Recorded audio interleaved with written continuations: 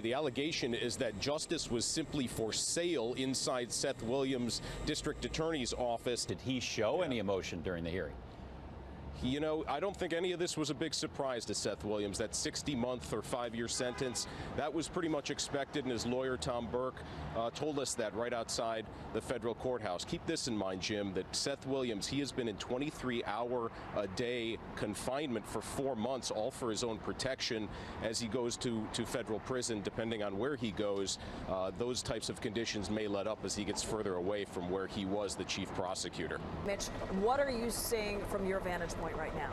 This is by far the best vantage point that we have seen over lower Manhattan. Police from the New York Police Department, the FBI, the Joint Terrorism Task Force, all converging on this scene, investigating what exactly happened, as police describe a man in a pickup truck going down that bike path right along the Hudson River. According to the Federal Railroad Administration, there have been 18 train accidents so far in 2015. That's just in Pennsylvania.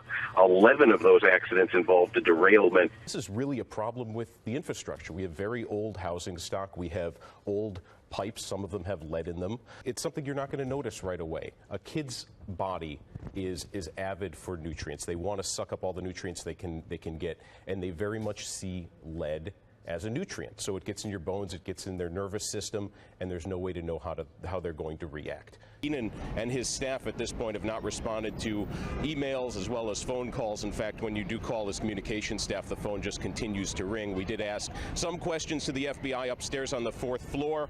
The FBI agent stationed outside the office just told us the office is closed at this time.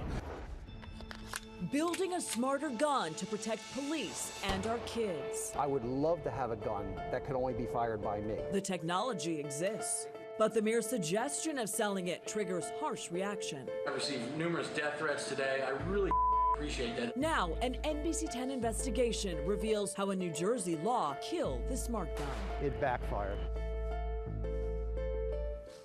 7 kids a day shoot themselves or someone else by accident in this country, according to the FBI. Those stats also show every year dozens of police officers are killed with their own weapon. The technology to curb the killing exists, but as investigative reporter Mitch Blacher shows us, a law in New Jersey is stopping it from hitting the market.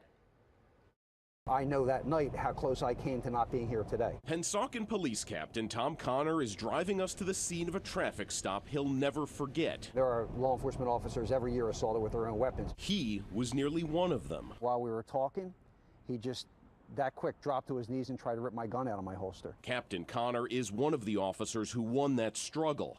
Dozens don't. The problem is not a technological problem. Donald Sebastian and his colleagues at the New Jersey Institute of Technology spent 12 years building a gun that could only be fired by its owner. They were government funded and highly motivated. We've seen kids shoot themselves, shoot their parents. To stop those deaths, Sebastian and his team developed this smart gun. It worked using something called dynamic grip recognition. The gun would sense and detect the pressure and the pace at which you pulled the trigger. It's something that's completely unique to every individual person. The gun would only fire if you were authorized to use it. But this smart gun never made it to the market. In fact, no American-made smart gun has. The reason, a New Jersey law that says once a smart gun is sold anywhere in the U.S., New Jersey gun dealers can't sell traditional guns. It created all the necessary conditions to increase the polarization as opposed to create a common ground. Few people felt it more than Maryland gun dealer Andy Raymond. In 2014, he nearly became the first gun dealer in the country to sell the smart gun. The gun world is a religion. It's a faith, right? And you have serious adherents to this faith. Okay, people who will do anything to protect the faith and expand the faith. Raymond says Second Amendment advocates attacked him viciously, worrying the second he sold a smart gun, the clock on gun control in New Jersey would start ticking. When they view you with heresy, okay, they view you as you did something heretical, you're a heretic. It's on. And this thing is part of that. This technology is part of that heresy. In 2014, that perception kept Andy Raymond locked in his shop overnight, worried someone would set it on fire or attack him. During one of his overnight stays, he recorded this Facebook video explaining why he had interest in the smart gun. I thought that we could get anti-gun people or people who are fence sitters actually into guns. That was my intention. Because of his experience, Raymond says he'll never sell a smart gun. So far, no one in the U.S. has. People blame the law, and I'm willing to accept the responsibility because it was my bill. New Jersey State Senator Loretta Weinberg wrote the bill in 2002. From the floor of the state Senate, she told us she was trying to spur smart gun development, never thinking her law would kill the market. It was so counterintuitive to me that anybody would be against the development of such technology. Why would you be against it? The NRA says it doesn't oppose the development of smart guns, only a law prohibiting Americans from acquiring or possessing firearms that don't possess smart gun technology. The now Senate president says she knows her law backfired and she's tried to fix it. In 2014, the New Jersey legislature repealed the smart gun law, but Governor Christie vetoed it, saying he can't support a law to restrict any type of gun, including a smart gun. I've come in contact with thousands, tens of thousands of people on this job. Man, I remember that guy. I would be able to pick him out today. For Captain Connor, 30 years on the job shapes his opinion of a technology he may never get to use. If the technology is there to make guns safer, why would we choose that to be the area of technology we don't embrace? For the investigators, I'm Mitch Blacher, NBC 10 News. Very difficult decision. Right now at 6, scandals force Philadelphia's district attorney from fighting to keep his office. I've made the very difficult decision not to seek re-election. After dodging the NBC 10 investigators for months. Mr. Williams, come on. Today, Seth Williams said he's brought shame to the post. His ethics controversies too distracting for him to stay in office. You're not going to take any questions? Today, Seth Williams announced he won't run for re-election. And no one has questioned Williams over the past several months more than the NBC 10 investigators and reporter Mitch Blacher. And Mitch is joining us now here in the studio. You had more questions for him today, Mitch. Yeah, for months we've made dozens of interview requests with the Philly DA to talk about his multiple scandals. He has never agreed. So instead, we have had to ask him questions at news conferences and public appearances. Today, he told us those questions have become too distracting for him to stay in office.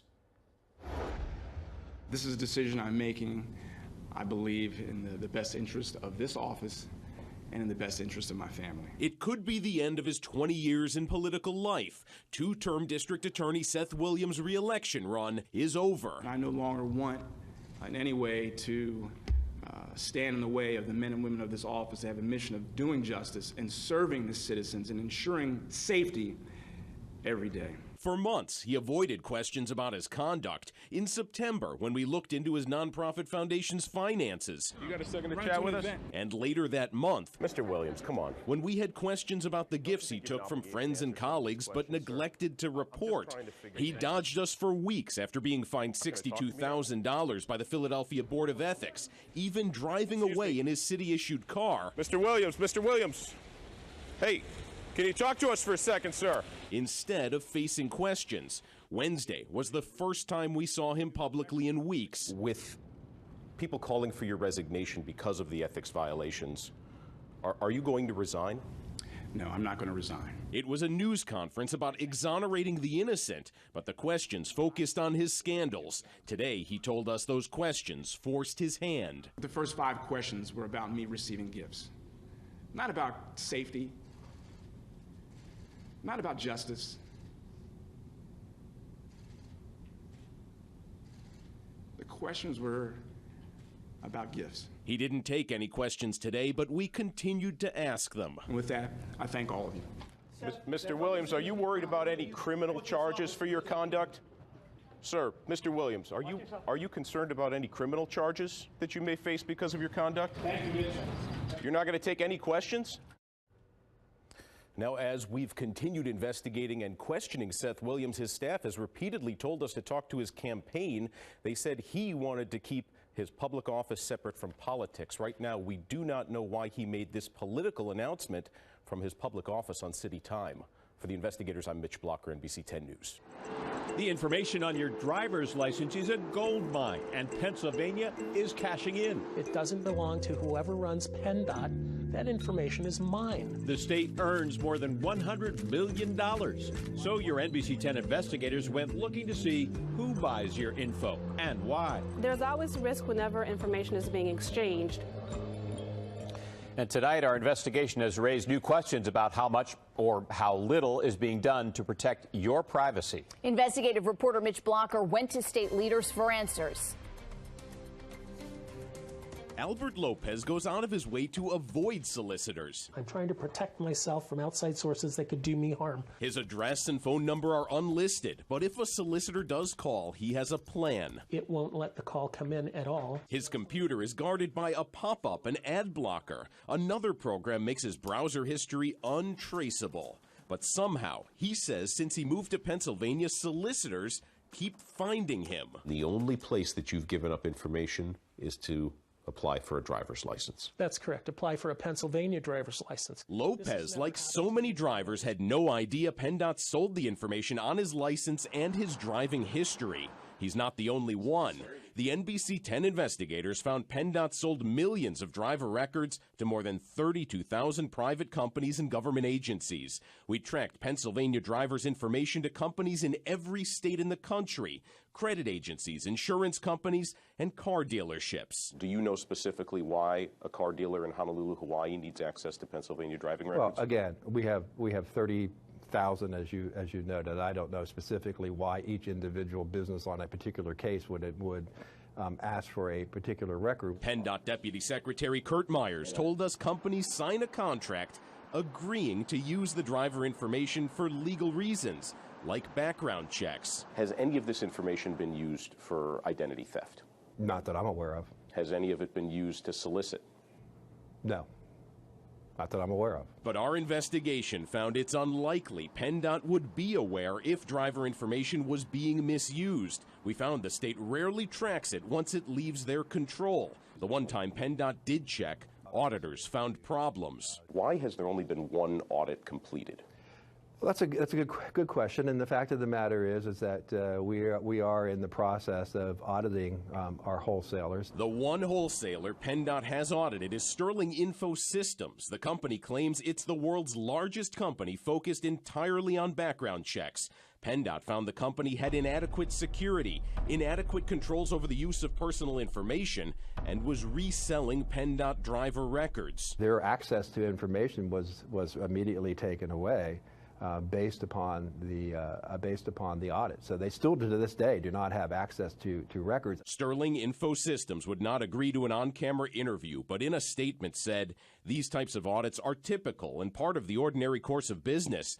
Due to the ongoing nature of the audit, Sterling cannot comment further at this time. We don't feel like giving it all away. Around our region, not every state sells driver records. Delaware only shares it with law enforcement. We consider their information, and it shouldn't be spread. Public records in New Jersey show that state did sell driver records to more than 1,500 companies. No one from the New Jersey Motor Vehicle Commission would speak with us on camera, citing privacy concerns. There's always risk whenever information is being exchanged. The Federal Trade Commission says drivers should have a choice. Giving them notice and allowing them the opportunity to opt out gives them a chance to take themselves out of that information loop. Albert Lopez says he wasn't given a choice in Pennsylvania. It doesn't belong to whoever runs PennDOT.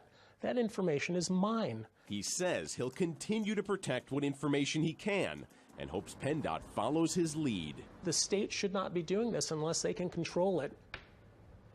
Now, in the last 5 years, PennDOT has made more than $157 million selling driver records. To give you an idea of how many records that is, each one costs just $9. That is more than 17 million records, guys. Wow. So is anyone trying to stop PennDOT from doing this? This is a question we asked. And lawmakers, let's be honest, there's a lot of money at stake here. The one thing lawmakers are interested in is more oversight. We went all the way up the ladder to Governor Wolf's office. Governor Wolf and his staff are going to be putting more auditors into PennDOT to have some oversight and to do some more audits to see what these companies do with all of our information. Because at this point, there's just one audit that we're talking about. One for 32,000 companies. Mitch Blacher, thank you.